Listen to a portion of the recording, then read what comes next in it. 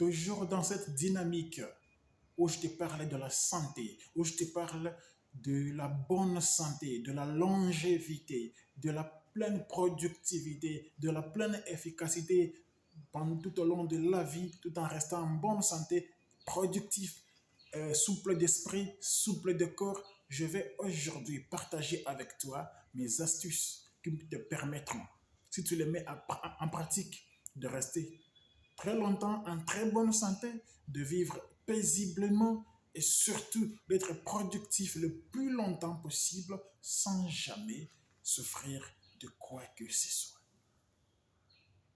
Ainsi, je t'invite à saisir ceci. Nous commencerons ce rituel par le moment où tu viens de ton service, le soir quand tu rentres chez toi. La première chose que moi je te recommande de faire quand tu viens de ton travail, c'est le sport. Et en particulier le jogging et la muscu. Tu as passé la journée en train de te concentrer. Tu as passé la journée en train de réfléchir. Tu as passé la journée dans un état de stress. La fatigue doit s'en suivre. Tu étais assis sur ton bureau, tu travaillais. Tu touchais par-ci, par-là. Et puis tu vas avoir aussi des sautes d'humeur, des moments où il y a eu des mésententes, des choses qui ne marchaient pas bien, ainsi de suite. Mais aussi, en allant à ton travail et en rentrant, tu as pu aspirer de la fumée des véhicules, tu as pu aspirer, tu t'es nourri sans le savoir inconsciemment de la poussière venant des véhicules qui passent. Tout cela t'étouffe de l'intérieur. Commence par faire le sport. Ça sera comme si tu avais une maison sale, tu ouvres les fenêtres, tu ouvres toutes les portes et puis tu balayes. Tu laisses sortir la poussière. Ainsi, en laissant sortir la poussière, tu fais entrer de l'oxygène. Tu aères ta maison. Ce sera pareil avec ton corps. Tu laisses sortir le stress, la tristesse, la fatigue. Tu laisses sortir l'inquiétude. Tu laisses sortir tout cet effort-là. Tu te relâches, tu te relaxes. Tu te laisses aller au sport. Tu oublies l'état de travail, tu oublies tes problèmes, tu oublies ce dont tu dois gérer, tu oublies tout ça. Pendant ce moment-là, tu ne fais que bouger le corps et l'esprit. Tu vas respirer à plein poumon. Le sang va circuler à une grande vitesse. Tu vas laisser sortir tout ce genre de déchets. Et après avoir fini de faire ton sport pendant 50 minutes, si pas une heure, tu vas bien sûr prendre bain et à ce moment-là, tu vas prendre un petit repos. Juste après le petit repos, étape numéro 2, tu vas te nourrir. Et quand je dis que tu vas te nourrir, je ne dis pas que tu vas faire les remplissages de l'estomac. Tu vas te nourrir, c'est-à-dire faire entrer des substances dont tu as besoin pour récupérer des forces, pour avoir de l'énergie, pour recharger les batteries, pour nourrir ton corps afin que ton corps puisse se régénérer, afin que tu puisses reprendre des forces. Ainsi, évite la malbouffe. J'aime bien les légumes, j'adore le fruit. Prends ces aliments-là qui te permettront de revenir au top de toi-même, de l'eau. Étape numéro 3, tu te reposes un peu, mais pas en t'asseyant. Tu fais une promenade vespérale. Tu quittes un peu ta maison, tu fais le tour dans le quartier. Ça te permet d'avoir une bonne digestion. Ça te permet aussi de prendre de l'oxygène. Ça permet aussi de relaxer les muscles, de faire circuler le sang, ainsi de recevoir des nutriments, les protéines, les vitamines, le calcium, le magnésium et autres vont entrer dans ton corps afin de te nourrir, de te rafraîchir, de recharger les batteries. Étape numéro 4, tu rentres à la maison, tu fais le bilan de la journée, le bilan de ta journée de travail. Tu regardes si ton objectif du jour a été atteint, à quel degré il a été atteint. Après cela, tu te poses une première question. N'y aurait-il pas une autre méthode de travail qui me permettrait d'atteindre le même objectif? Tu réfléchis sur une autre manière d'accomplir la même tâche ou les mêmes tâches. La deuxième question, tu te poses celle-ci. N'y a-t-il pas moyen d'atteindre encore beaucoup plus ce même objectif, de faire mieux? de faire plus que ce que j'ai fait aujourd'hui. C'est vrai, j'ai atteint mon objectif. Est-ce que je ne l'aurais pas atteint mieux encore? Est-ce que je ne l'aurais pas atteint encore plus? Est-ce que je n'allais pas mieux faire que ce que j'ai fait aujourd'hui? Tu réfléchis sur la manière de mieux faire ce que tu as fait ce jour-là. Une fois que tu auras fini, tu passes à l'étape 5. Tu planifies la tâche du jour suivant, l'étape à réaliser le lendemain. Tu les planifies étape par étape, palier par palier, escalier par escalier, comment tu vas accomplir ton temple, comment tu vas bâtir ta maison le jour suivant, comment tu vas réaliser ce que tu as réalisé le jour suivant. Bien planifié, tu passes à l'étape 6. Tu prends un bon livre. Quand je dis un bon livre, ce sont ce genre de livres que tu lis et qui te permettront de t'améliorer directement. Tu ne lis pas pour lire, tu lis pour t'instruire, pour avoir des éléments qui vont te permettre de t'améliorer. Un livre publié dans ton domaine d'activité, un livre de motivation, un livre qui parle de la spiritualité, un livre qui parle du bien-être, un livre qui te permettra de t'améliorer d'une manière ou d'une autre dans un secteur de ta vie. Surtout dans ce que tu es en train de réaliser comme rêve de ta vie. Tu lis un bon livre pendant 1 heure de temps au maximum. 30 minutes à 1 heure. Les idées principales, tu les recueilles dans ton bloc-notes, tu les mets quelque part. Une fois que tu as fini de lire ton livre là, tu peux faire une séance de méditation pendant 10, 15 à 20 minutes. Et après cela, tu te mets au lit, tu te reposes, tu te relâches complètement. Tu éteins les lumières, tu dors dans l'obscurité. C'est très important pour avoir un sommeil profond. Tu dors complètement. Qu'est-ce que tu auras fait de spécial? Primo, tu auras visité ton rêve le plus fou dans sa réalisation déjà au niveau du passé. L'étape en travaillant sur ce que tu as réalisé le jour même. Tu auras la vision globale de tout ce que tu as déjà réalisé, c'est-à-dire tu sauras à quelle étape tu es dans la réalisation du rêve le plus fou de ta vie. 2. En travaillant sur ce que tu dois faire le lendemain, tu te mettras dans la projection du futur. Tu auras une vue d'ensemble sur ce qui reste à faire dans la réalisation de ton rêve le plus fou, du rêve de ta vie, du plus grand objectif de ta vie. 3. Lorsque tu lis un livre qui te permettra de travailler, lorsque tu réfléchis sur la manière de faire autrement les choses, tu te mettras dans la perspective de quelqu'un qui réfléchit sur l'ensemble de ton objectif. Tu auras une vie globale, une vie d'ensemble, et ça te permettra à ce moment-là de faire une visualisation de l'ensemble de ta vie, de là où tu vas, de comment tu vas y aller et de pourquoi tu y vas.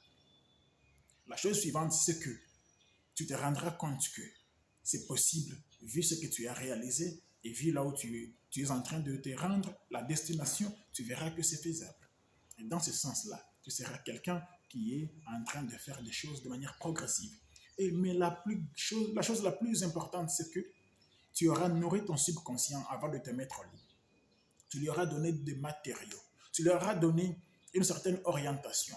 Tu lui auras donné une certaine direction, des réflexions, à tel point que même quand tu dors, ton subconscient sera en train de mettre en place des matériaux, sera en place de collecter des idées, des stratégies, des techniques, des tactiques qui te permettront de poursuivre la réalisation de ton rêve le plus fou.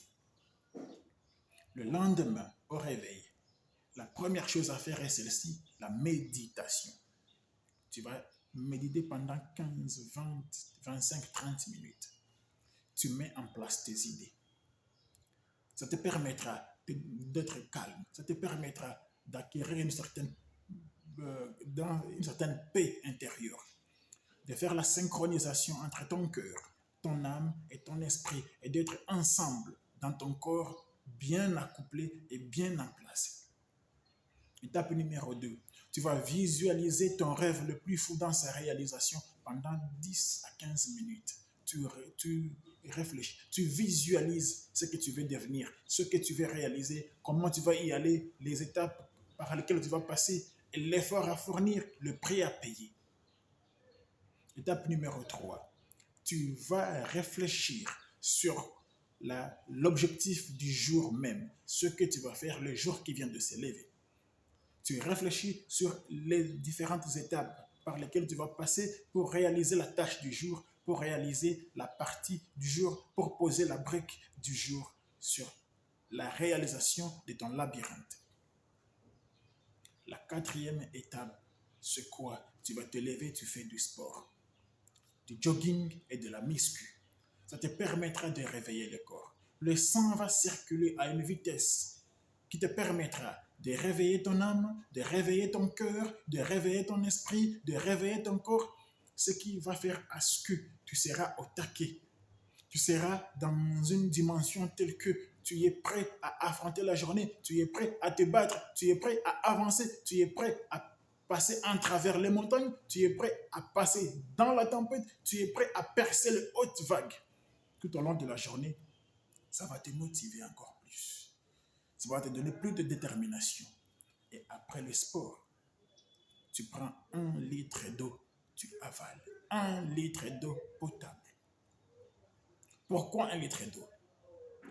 Pendant la nuit, toutes les parties du corps font des sécrétions. Ces sécrétions sont les dégagements de déchets. Après avoir consommé de l'énergie, chacune des parties lâche les déchets. Dans la bouche, dans l'œsophage, dans l'estomac, le foie, le pancréas, les intestins, les reins, la vessie, la prostate et toute cette tuyauterie-là. Partout, il y aura des déchets au petit matin. Quand tu prends 1 litre d'eau, cette eau va ramasser les déchets partout où elle va passer. Elle ramasse, elle collecte tous ces déchets et purifie ton corps et oxygène ton corps en même temps, ce qui t'amène encore à être plus actif. Pendant les 2 premières heures au matin, bien sûr, tu auras à faire des va-et-vient pour te débarrasser. Ce n'est pas si grave parce que ça te permet de dégager ce qu'il y a en toi et qui pourrait te gêner et qui pourrait nuire à ta santé au fil du temps. Une fois que tu es prêt, tu prends la route, tu vas à ton travail. Le trajet qui sépare ton domicile de ton lieu de service, 1 heure, 2 heures, 1 heure et demie, et embouteillage, tout ça, tu ne laisses rien au hasard. Tu prends un livre audio que tu vas écouter tout au long du trajet. Un livre qui est en rapport avec ton secteur d'activité. Un livre qui te permet de t'améliorer. Un livre qui te permet de devenir meilleur. Un livre qui te permettra d'aller de l'avant. Un bon livre. Tu écoutes ces livres. Si tu prends les transports en commun, ça te permettra d'éviter les commérages dans le bus, le taxi, le métro, le train, je ne sais pas, tout ça. Même si tu as une voiture privée, ça te permettra de t'occuper tout en nourrissant ton esprit, tout en nourrissant ton âme, tout en te perfectionnant pendant les trajets. Une fois au boulot, les 2 premières heures, les 120 premières minutes, tu les consacres à une concentration totale. Tu éteins le téléphone, tu éteins tout ce qui peut être comme distraction, tu te mets dans une situation telle que si quelqu'un veut te contacter, que cela soit impossible. Tu te consacres à l'œuvre de ta vie. Tu te consacres à l'indispensable pour ton progrès. Tu te consacres à l'essentiel pour ta marche en avant. Tu te consacres à l'œuvre de ta vie. Et puis le reste suivra tout au long de la journée. À l'heure de la pause, 12h, 13h, tu prends de l'eau. Encore une fois de plus. Car du petit matin jusqu'à cette heure-là, tu n'as rien mangé. Je le mentionne bien, tu ne manges rien au petit matin.